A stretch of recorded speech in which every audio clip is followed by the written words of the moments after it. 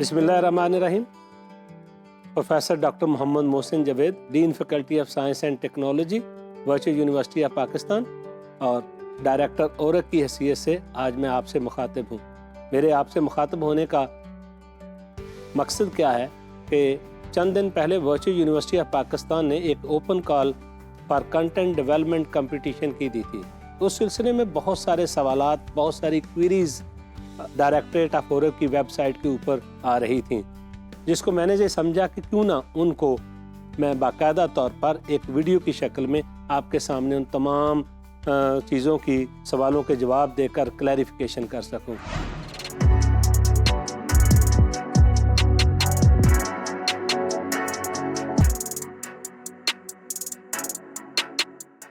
Basically virtual university जो है 2002 से लेकर अब तक उसका जो मेन मॉडल है वो एसिंक्रोनस मोड ऑफ एजुकेशन है। एसिंक्रोनस मोड ऑफ एजुकेशन इन्हिसार रखता है प्री डेवलप्ड कंटेंट के ऊपर।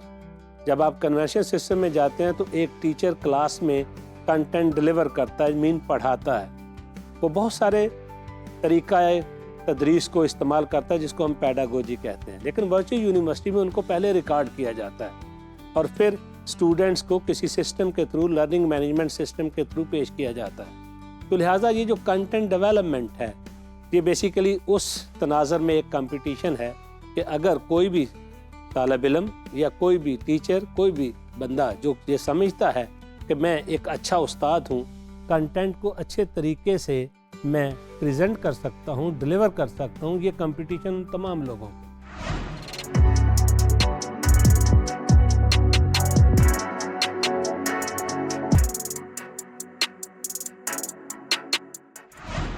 तो इसके अंदर किसी ने भी क्योंकि TORs के अंदर मुख्तलिफ सब्जेक्ट दिए गए हैं, मुख्तलिफ डोमेन्स दिए गए हैं, वो किसी भी एक डोमेन को लेकर उसमें कोई सब्जेक्ट को चूज़ करेगा और उस सब्जेक्ट में कोई एक टॉपिक या दो टॉपिक जिसके अंदर एक लॉजिक रिलेशंस भी हो, यानी प्रोग्रेशन भी हो, उनके तहत वो एक कंटेंट डेवलपमेंट करेगा।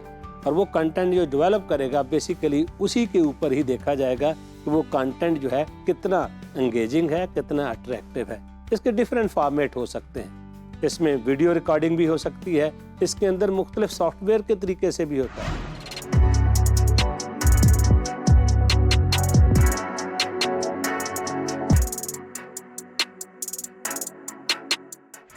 बिल्कुल ठीक। TORs में लिखा गया है कि इसके अंदर हर टीम, पहले तो ये भी बताता हूँ कि टीम से क्या मुराद है।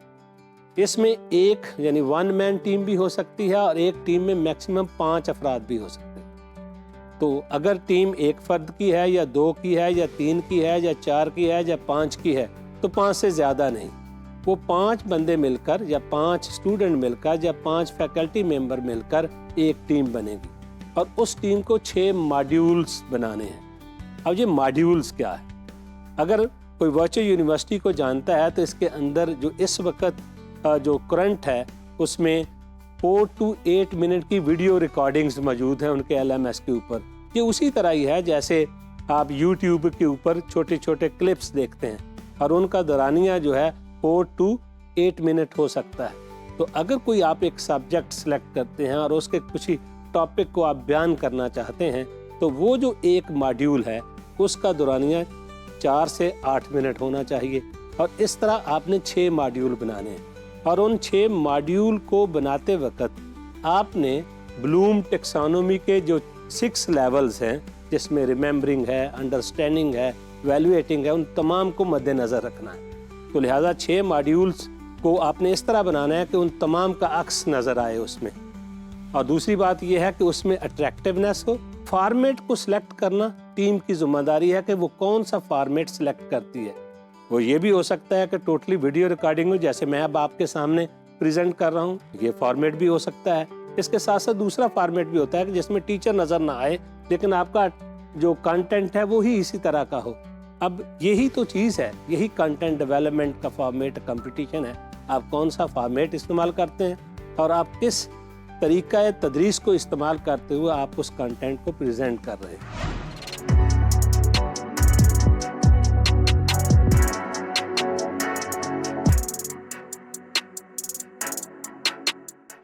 आपने उन मॉड्यूल्स को रिकॉर्ड करना है, डेवलप करना है और उनको आपने किसी USB के ऊपर या थ्रू ईमेल अपलोड करके हमें भिजवा देना है। और जब आप भिजवाएंगे तो हमारी जो जजेस हैं वो उसको एवेलुएट करेंगे, फिर आपको इन्फॉर्म करेंगे।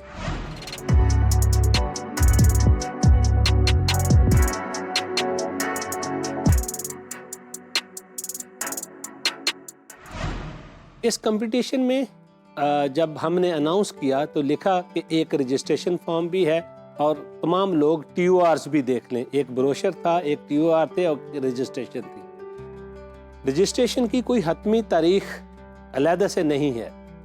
रजिस्ट्रेशन फॉर्म के अंदर अगर आप देखें तो उसके अंदर इंफॉर्मेशन है उस टीम के बारे में। वो टीम के जो भी कैप्टन है, अगर तो एक ही है वही कैप्टन होगा, उसके कोई मेंबर्स टीम नहीं, वो खाली छोड़ दें। हाँ, अगर आप 2 या 3 या 4 या 5 लोगों की एक टीम है तो उसमें एक टीम का जो मेंबर है वो कैप्टन के तौर पर, अब बाकी उन मेंबर्स की डिटेल्स हैं, उनका एड्रेस क्या है, उनकी एफिलिएशन क्या है। तीसरा उसके अंदर ये है कि आप देखें कि उसके अंदर आपने कंटेंट डेवलप करते वक्त कौन सी टेक्निक्स, कौन सा इक्विपमेंट इस्तेमाल किया है, कौन सा सॉफ्टवेयर, उन तमाम चीज़ों के बारे में इंफॉर्मेशन पूछी गई है। तो ये जो रजिस्ट्रेशन है, ये जब आप मॉड्यूल बना लेंगे तो मॉड्यूल जब आप सबमिट कराएंगे directorate of ओरेक virtual university of Pakistan को, तो ये फॉर्म जो है, ये जो इन्फॉर्मेशन फॉर्म है, ये उसी वक्त उसके साथ हमें भिजवाना होगा, पहले से भिजवाने की ज़रूरत नहीं है।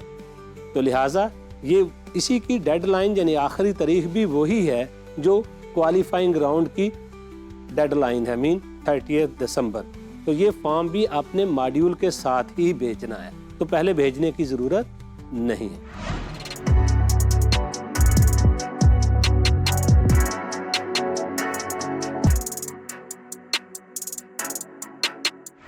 एक इसका क्वालिफाइंग राउंड है और एक इसका फाइनल राउंड।